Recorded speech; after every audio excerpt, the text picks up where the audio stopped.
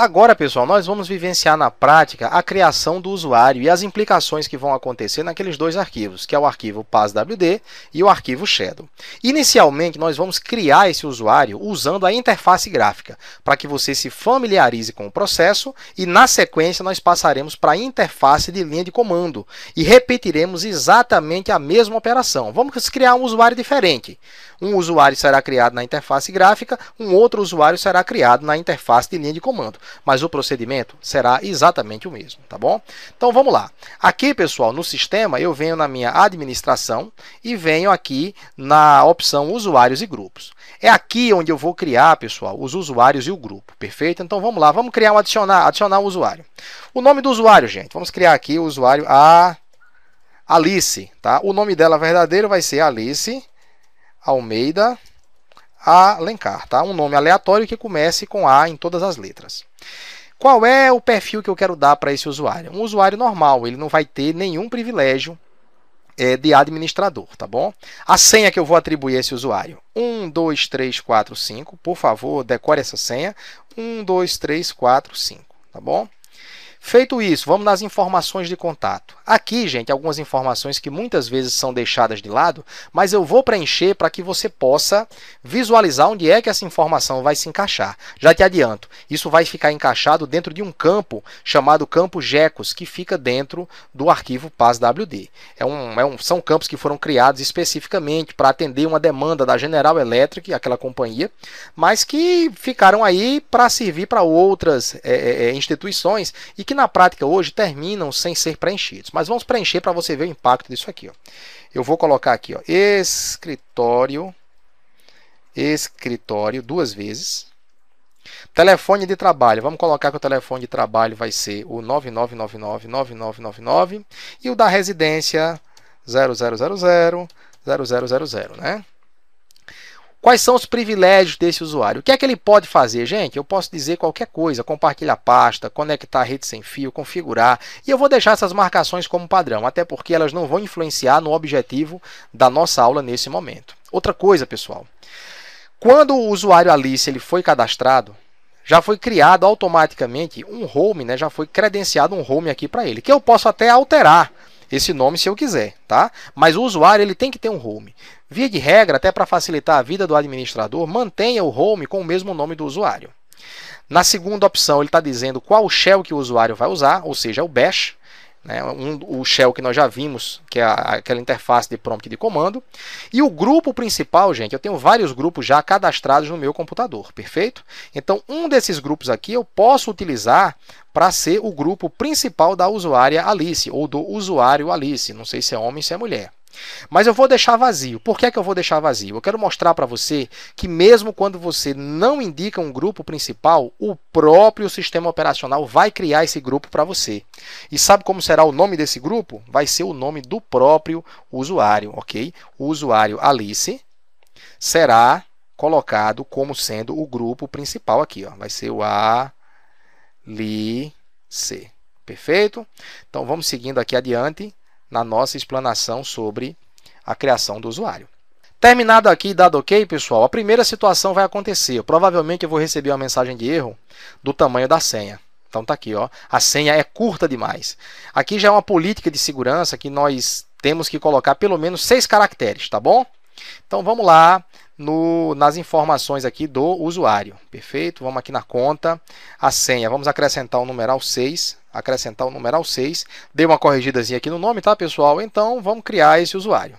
Dado ok, está aqui o usuário criado, Alice Almeida Alencar, cujo usuário é simplesmente Alice, e existe um /home e um /Alice. Vamos ver quais foram os reflexos dessa criação no PASWD e no Shadow, perfeito? Então, vamos abrir aqui ainda na interface gráfica, tá? Vamos aqui no nosso computador, eu vou entrar aqui no meu HD, né, representado pelo sistema de arquivos, vou entrar dentro do diretório etc e vamos procurar primeiramente um arquivo PASWD. Está aqui o arquivo, ó, PASWD. Vamos abri-lo. Pronto, pessoal. Olha só. Tudo isso aqui são usuários, tá? Eu tenho aqui na primeira linha, ó, o usuário root, o daemon, o bin, o sim, o sys, o games e etc. Cadê o usuário que eu acabei de criar, gente? Está lá embaixo, ó. Está aqui o usuário Alice, tá? Então eu tenho aqui, ó, o nome do usuário, perfeito? Na sequência, eu teria aí a senha do usuário, mas, gente, vocês acham coerente gravar uma senha no arquivo onde todos têm direito de leitura? Não. Então, o que é que o sistema faz? Ele coloca esse marcador aqui, o X, ó, indicando o seguinte, indicando que a senha está presente no outro arquivo, é no arquivo Shadow, tá bom? Aqui eu tenho o ID do usuário, aqui eu tenho, né, o Group ID também, e aquelas informações, ó, o nome completo, Alice Almeida Alencar, o escritório no qual ela trabalha, o telefone, aquele outro telefone que eu cadastrei, né?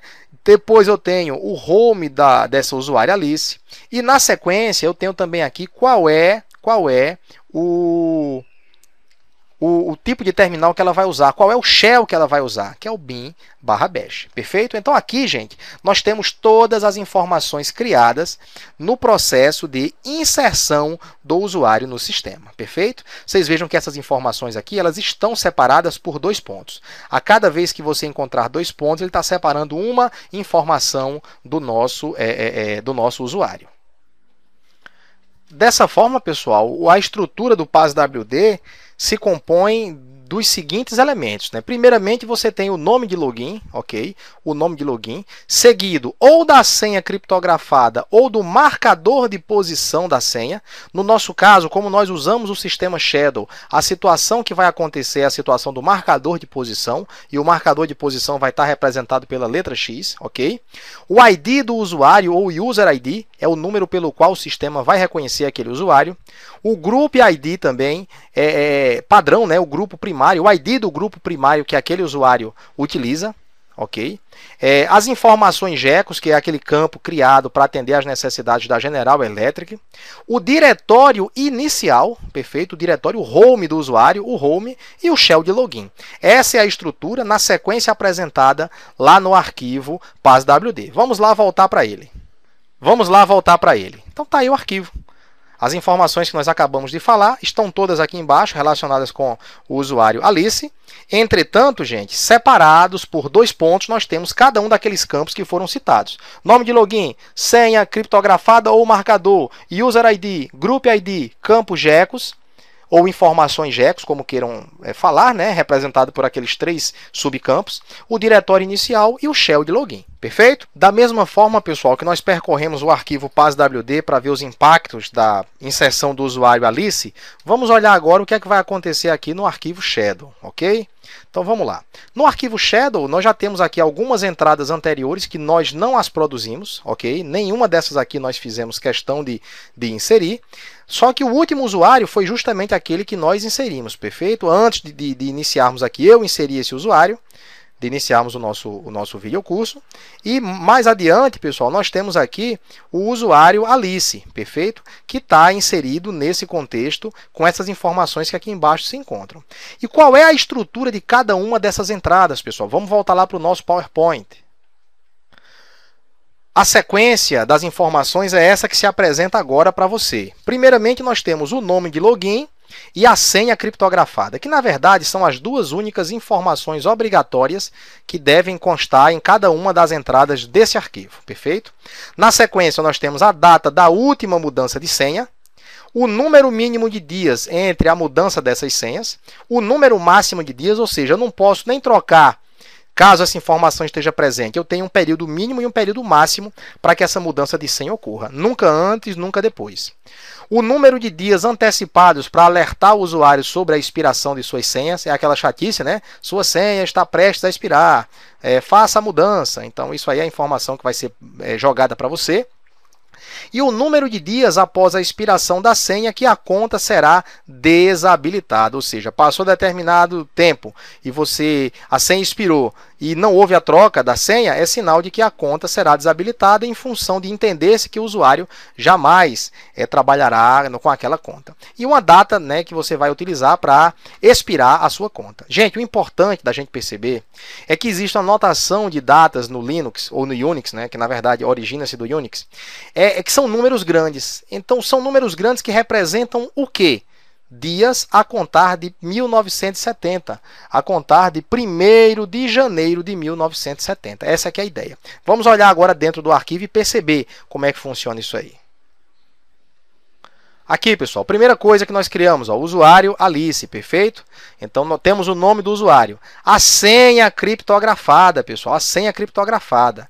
Essa senha começa aqui e você veja que ela não para, ela pula de linha por uma questão de visualização no arquivo que aqui se encontra. E aí a gente segue adiante, né? Vamos seguindo aqui o tamanho dessa nossa senha. Isso aqui é a senha que o usuário digitou? Não, pessoal. Isso é o hash que o usuário digitou.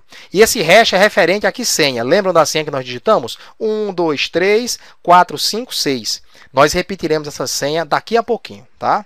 O próximo campo, pessoal, é a data da última mudança de senha. Que data é essa? A data, pessoal, ele não vai mostrar como dia, mês e ano para você. Ele vai dizer o seguinte, que foi 16.266 dias a partir de 1º de janeiro de 1970. Aí você pega o Excel, vai fazer a conta e você vai chegar à conclusão que isso aí foi feito na data de hoje, ou seja, 15 de julho de 2014. Perfeito? Qual é o número mínimo de dias que eu posso mudar a senha? 0. Eu posso mudar a senha desde já. Perfeito? Qual é o número máximo de dias entre a mudança de senha? Ó, o número máximo ele representa esse limite aqui. Ó. Eu posso passar 99.999 dias sem trocar a senha que não vai ter problema. Ou seja, um prazo virtualmente infinito. Tá? O próximo aí. Número de dias antecipados para alertar os usuários sobre a mudança, a expiração das senhas. Então está aqui, ó, 7 dias. E o restante das informações, a gente percebe, pessoal, que nós estamos somente com os dois pontinhos, não tendo mais nenhuma informação cadastrada. Mas se tivessem informações aqui dentro, seriam informações referentes a quê, gente? O número de dias aí, após a expiração da senha que a conta seria desabilitada e teríamos também aí a data da expiração da conta. Tá? É mais ou menos assim que a coisa se comporta. Agora vamos realizar o mesmo procedimento, vamos criar o mesmo procedimento utilizando o nosso prompt de comando. Pronto, pessoal, estou aqui logado, ok? E só para a gente perceber aqui como é que essas informações estão distribuídas, vocês percebem que existe a seguinte informação. O root, que é o usuário que está utilizando agora o terminal, perfeito, que se encontra dentro de uma máquina chamada Ubuntu PC, ok? Por que é que eu sei que é uma máquina na qual ele está situada? Porque esse símbolo arroba, pessoal, do inglês, ele significa at, ok? Então é root at Ubuntu PC, ou seja, o usuário root que se encontra em Ubuntu PC. E esse usuário, pessoal, ele é um usuário comum ou ele é um usuário com privilégios especiais? Você olhando só para o prompt, você tem que perceber que ele é um usuário com privilégios especiais. Por quê? Porque você consegue perceber aqui a existência da cerquilha, do sustenido, tá bom? Então é um usuário com direitos privilegiados. Agora veja bem. Então, pessoal, vamos ver o seguinte, né? Vamos fazer aquela diferenciação entre o user add e o add user, tá bom? Eu já localizei aqui onde é que se encontra, já redigi o comando e nós agora iremos na seguinte situação. Iremos aqui no diretório /usr/sbin e eu quero exibir o conteúdo do add user, perfeito? Eu utilizei aqui o comando cat, é um comando usado primordialmente para concatenar arquivos, mas ele serve justamente para que você exiba o conteúdo de determinado arquivo. Então vamos lá. Então eu estou pedindo para ele me exibir o conteúdo do add user, tá? Olha o que é que tem aqui dentro, gente. Você percebe que é um script. O add user, na verdade, ele é um script propriamente dito. E no seu interior, ele vai fazer uso do comando useradd. Agora, vocês estão conseguindo localizar aqui a referência ao comando useradd? Não, né, pessoal? Então vamos agora aprender como é que funciona aquela utilização do pipe, né? Lembram daquele comando pipe? Então o que é que eu vou fazer? Eu vou redigir esse mesmo comando que nós vimos agora, tá? Só que eu quero passar o resultado para um outro comando dentro do Linux. Ele vai dar o cat, entretanto ele vai repassar esse resultado para o comando grep, ok? E nesse comando grep eu vou solicitar determinada ocorrência de texto. Então, o que é que o comando tá pedindo, gente? Eu estou pedindo para ele me exibir o conteúdo aí do add user. Na verdade, eu estou pedindo para concatenar esse arquivo com nada.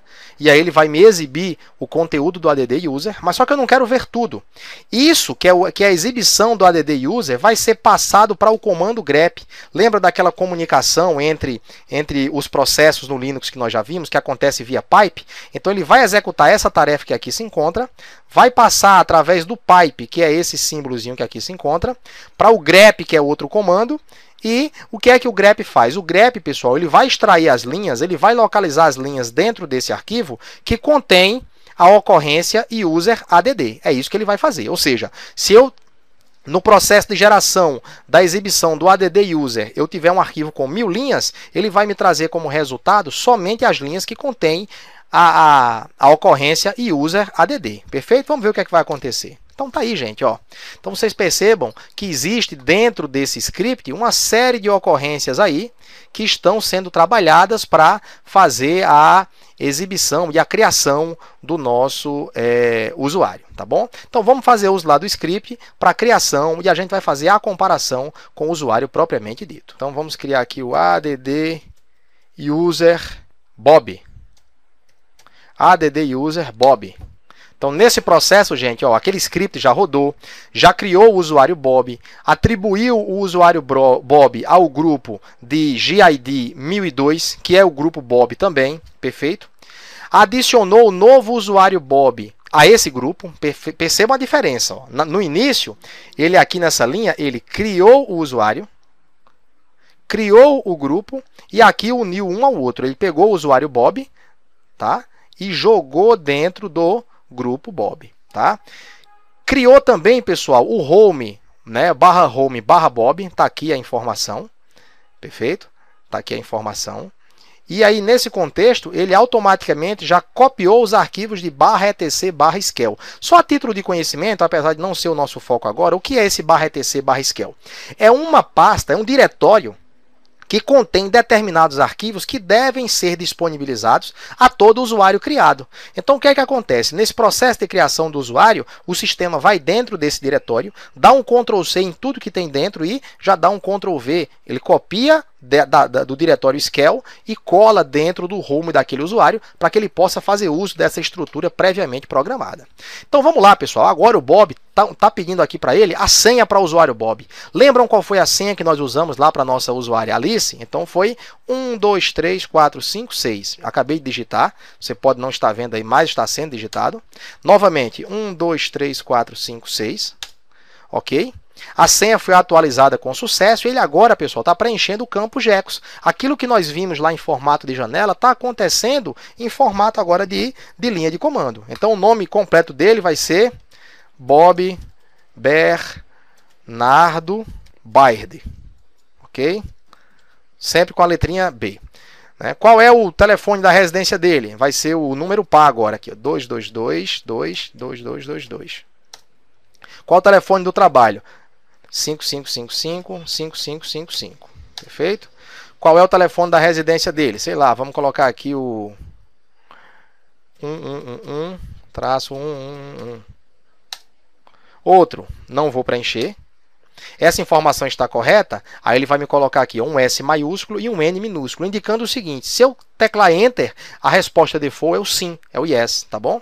Então vamos lá. Pronto, gente. O usuário está criado. Vamos ver agora o que é que vai acontecer se eu vier no sistema e vier na administração de usuários e grupos. Está aqui, pessoal. Ó. O usuário Bob está aqui, está colocado. Ou seja, tanto faz eu criar pela linha de comando, tanto faz eu criar pela interface gráfica, que o resultado será exatamente o mesmo, ok? Vamos agora ver as implicações disso aqui lá no nosso no arquivo PASWD e no nosso arquivo Shadow, tá? Vamos ver se tem alguma diferença. /etc, vamos primeiramente pegar o PASWD. Está aqui o arquivo PASWD. Pronto, gente, tá lá, ó, o usuário Bob, ele é o 1002, ó, viu que o Alice foi o 1001, então a coisa aqui se repete, ó, 1002, que é o Group ID, o User ID, desculpe, Group ID 1002 também, aqui as informações e assim a coisa vai, perfeito? Então nós preenchemos aqui as informações e aqui elas já foram colocadas. Vamos ver o que é que acontece lá no Shadow, o que é que tem a ver lá no Shadow.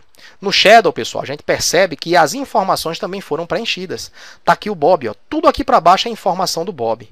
O que é que eu quero mostrar para vocês? Eu quero mostrar para vocês que, mesmo a senha sendo exatamente a mesma, você tem aqui dois hashes completamente diferentes.